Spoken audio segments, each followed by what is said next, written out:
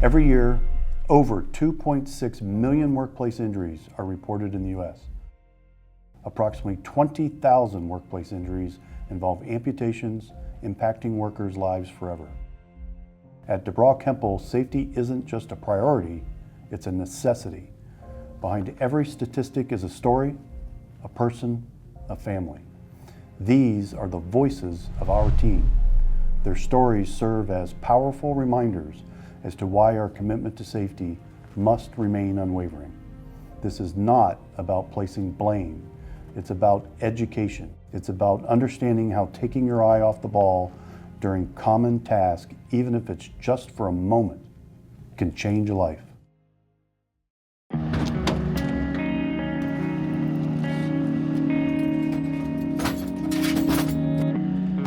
I've been working here for about 4.5 years, and I maintain HVAC equipment for multiple customers for us.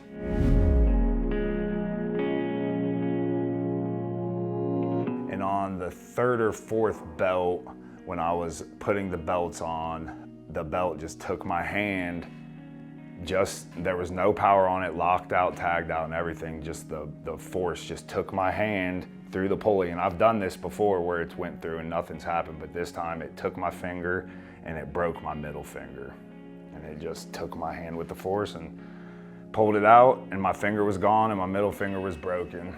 Luckily, I had a bunch of towels sitting there. I wrapped my finger. I was by myself at the time, so I had to walk about 1,000 feet to meet the maintenance guy that was working with me. Told him to call 911 after I had wrapped my finger. He called 911. Once I realized I was okay for the time and had my finger wrapped and the blood kind of stopped, I realized I didn't have my finger, so I walked all the way back to the air handler, found my finger on the ground, and then walked back, and the ambulance was there at that time. In between that time, I made a call to my manager and to my safety guy, DJ Smith, and let them know the situation, everything that happened, how it went down, and then went to the hospital. They did try to save it, and he could have saved it, but the surgeon I had said I would have way better hand movement and everything if he just cut the knuckle off at the first knuckle and sewed it all up. So he did have to cut, my bone was still all there. He had to cut that knuckle.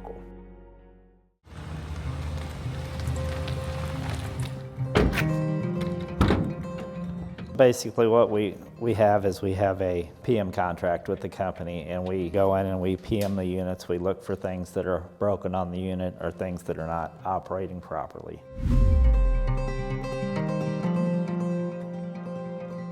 The unit that I got my finger cut on, we noticed was not operating properly, so we were doing some extra things to that unit, checking temperatures and diagnosing it to see what was the matter, to figure out what we needed to correct the units.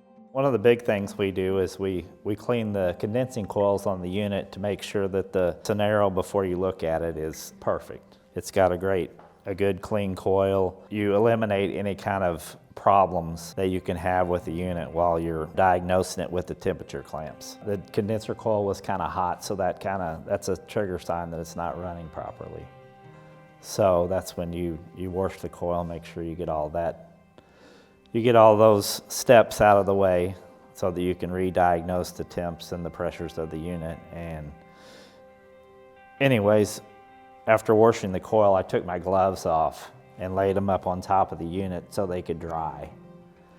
And that's when I started checking the temps on the unit with the temperature clamps. And when I reached in to put the temperature clamp on the refrigerant line, I had already placed the temperature clamps on. I was going in to remove the temperature clamp, and I bumped my arm on the hot gas discharge line, and it's pretty hot. And it was a little extra hot because the unit was kind of not running right. So when I bumped it, I jerked and my finger went up into the fan, and that's when the injury happened. Yeah, just that 1 second, it happened like that. In a split second, it was like, oh shit, my hand is hurt. And my partner, he heard my hand go into the fan. He said, "Oh my God, are you all right?" And I'm like, "I don't think so." And I didn't want to look at it because I knew it was bad. And he looked at it and he said, "We got to get you to the emergency room right now." So I'm thinking, oh man, am I going to lose my finger? What's the doctor going to say, you know? So yeah, there's a lot of things running through your head on, you know, what's going to happen next. And so he got it all stitched up. They wrapped it up and said, you know, we're going to have to schedule you probably surgery so you can get the finger repaired. And so I went from the doctor's office, I think it was on Tuesday or Wednesday, and went into surgery on Friday because they said they could get me in immediately. And after that, it was kind of like a blur for me because I was kind of, you know, put under. He said, you cut a tendon on this side, a tendon on this side, and a tendon up the middle. This one you cut at an angle. It's basically not reattachable. I mean, it was a deal.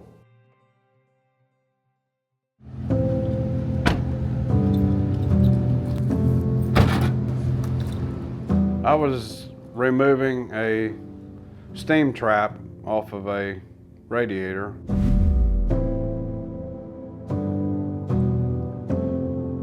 In the process of removal, I need to slide the radiator out of the way to clear for the trap to come off. I slid the radiator out, it fell off of the pedestals and dropped down, which I had my hand on the ground that was supporting my weight while moving the radiator, and it fell down onto my hand.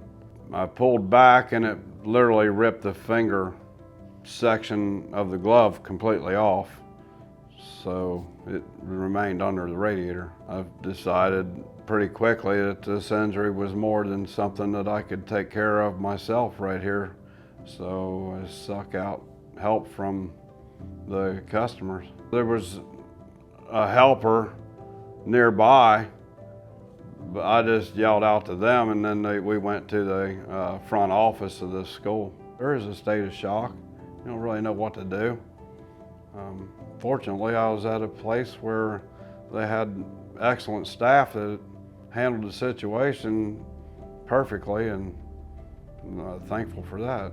They was going to go to the radiator and try and find the piece that was severed and save it, bring it with us to the hospital, but they were unable to lift the radiator. It was so heavy. We just traveled to the hospital and wrapped it up and waited at the ER for service. Sometimes you're going to be put into a situation you may not be comfortable with, and I want to just implore everybody, you have the right to stop the work, and it's as much your responsibility as mine to make sure that we stop that work. You may have a superintendent that yells at you about it, you're shutting down the lift, you're shutting down this most important thing we've got to do, but the most important thing is that you're going home safe, and you have the right to say no. This is a very simple task that we do multiple times a week. First-year apprentices do this task, and I just want everyone to realize that this task, it might be a simple task, but it can be a dangerous task, and you just cannot be complacent. No matter if you do it 100 times on the same unit, you have to step back and look at the dangers of that and just take your precautions, and do not be complacent on putting a belt on, is what I recommend for everyone in the trade. It was pretty hard. I'm different than a lot of people, and I attack things full-fledged and I don't look at the bad side, but if a normal person would have had this happen, it could really set you back a lot. Emotionally, physically, I mean, doing exercise and stuff, people just get depressed when you lose a limb or a finger. Even though it's just a part of my finger, you still lose a part of your body you can't get back. It feels like needles stabbing it, kinda. It's just not that. It doesn't feel like that anymore. So I don't even like to push off on doing push-ups. I probably do push-ups like that. All types of stuff have changed because of it, really. No swimming, no No playing, the boys, they're still young, so they like to throw the football around. You can't throw a football. I can't throw a football worth of crap with the left hand. And the doctor kind of wants you to stay as still as possible. I ride a bike sometimes, riding a bike, I couldn't even, grip I'd have to rethink on how I grip it. I mean, there would be a lot of changes in any kind of hobby you would do, I would think. Lifestyle in general, for sure. It's very, very important. You have to have a safety plan and attack it on the littlest of tasks to biggest of tasks. If you don't, stuff like this could happen. And I believe, looking back at my injury, I believe every injury is avoidable. And if you have a plan and then something goes wrong, then in my eyes, it's a true accident. If I would have turned that unit off and took, maybe 10 more minutes to put the clamps on and then start the unit up, get my hands free, and diagnose the unit and check things out if I need to move them again. I mean, the injury's not worth a little more time. I would say a full year. When I first started out the therapy, there was some doubt there because I couldn't move my finger at all, and I asked the therapist, and she said, "Be patient. It's gonna happen. You're gonna move your finger again," because I could not, no matter how hard I tried, I could not move that finger except for just a little wiggle. She said, "You will get your strength back, just be patient."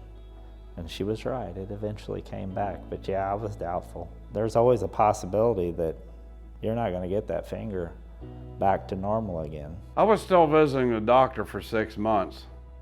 They kept reassessing it. They want to check the progress, and they will change the treatment method over time as it progresses. It's not ever going to have full mobility, and it's probably it'll never be like it was. I missed a year and a half of my retirement. I don't see the effects now, but I missed a year and a half of working time that I would have been working. So is that gonna make me retire a year later? I don't know. That's one aspect that I've never really thought of and didn't want to think of, because I'm gonna work overtime, hopefully, to make that back up. But in our trade, in unions, you get working years by the time you put in, and I missed that time. I want to make sure that everybody understands that you have an equal commitment in this. The goal is that you go home to your family safe and sound. So I'll do everything I can to make sure that the leadership's protecting you, providing the necessary devices that you need to be safe, but it isn't going to work unless you're equally committed to make sure you go home to your family safe and sound. If you could look back leading up to your injury, is there anything you'd do differently?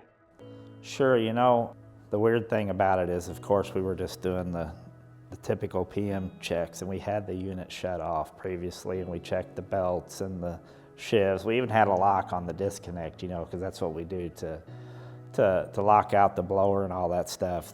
So no power's on the unit. But anyways, we had to start it up to do our diagnosis. And if we would have thought, we would have put the clamps on at that moment when the unit was already down. But we didn't. And then shut the unit off? Yes, and then change them to a different location on the refrigerant line. Aside of just taking your time and reassess the situation, that, yeah, this does look a little different than normal. Maybe you take your time and think, well, this might happen, or this could happen. Whereas I just kind of got in a hurry and wanted to get it done. I wanted to get their heat back on before the end of the day, and it was nearing the end of the day. So it was more of a, let's just get it done. It typically doesn't take very long to do this. So I can get it done in about a half hour, 45 minutes, get the heat back on, everybody will be happy. So that might have taken a little focus off of what possibilities there are for an incident like this. I'm happy that this happened to me. It sounds crazy, but I'm happy that it happened to me so I can teach the younger guys that I'm bringing up and older guys that are before me to not get complacent on the littlest, simplest of jobs, because this really is one of the simpler jobs we do every day, and it injured me and it can injure anyone. It's a simple job to get very complacent, and people just need to realize, don't get complacent on putting on a belt. It's something we do every single day, but I'm glad it happened to me so I can teach other people not to be complacent on putting on a belt or doing any job in our industry. Had I noticed that this would be an issue, we would have came back the next day with help and proper tools and done this in a different manner. Basically, take your eye off the mark for a second and something bad can happen.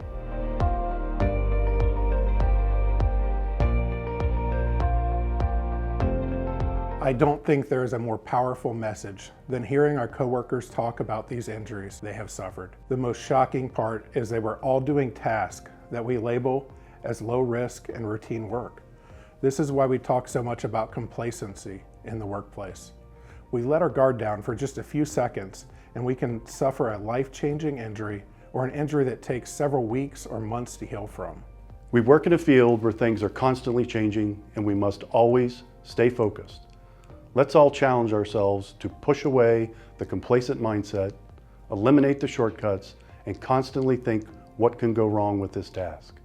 In closing, we'd like to thank you for your hard work as well as your dedication to driving and improving our safety culture.